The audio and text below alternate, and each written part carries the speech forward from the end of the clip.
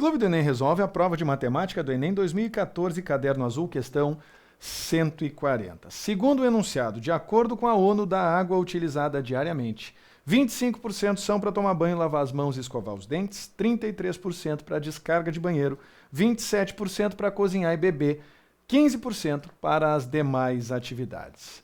O enunciado afirma também que no Brasil o consumo de água por pessoa chega em média a 200 litros por dia. E em seguida apresenta um quadro com sugestões de consumo moderado de água por pessoa por dia em algumas atividades. A observação cuidadosa dos dados apresentados permite que a gente afirme que as atividades relacionadas na tabela de consumo moderado correspondem justamente aos 85% de atividades que a ONU separou dos 15% correspondentes às demais atividades. Então, a primeira coisa que a gente vai deixar claro é que essas atividades aqui representam 85% do consumo.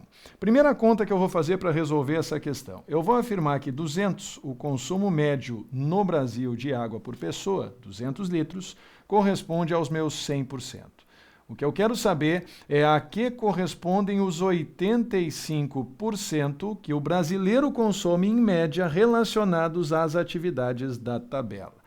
Esses 85% corresponderão ao meu x. Se eu calcular esse x, eu vou encontrar 85 vezes 200 dividido por 100, o que resulta em 170 litros. Ou seja, com essas 5 atividades relacionadas na tabela, o brasileiro hoje consome o equivalente a 170 litros por dia.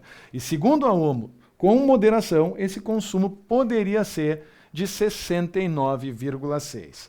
A pergunta: se cada brasileiro adotar o consumo de água indicado no quadro, mantendo o mesmo consumo nas demais atividades, então quanto economizará, em média, em litros de água? Ou seja, se ele continuar consumindo os mesmos 30 litros nas demais atividades, mas reduzir o seu consumo de 170 para 69,6, a economia nesse procedimento será dada pela diferença entre o que ele consome hoje, 170, e o que ele deveria consumir, 69,6. Essa diferença resulta em 100,4 litros e é justamente esse o resultado que nós encontramos na resposta correta, alternativa C, Canadá. Um abraço, tchau!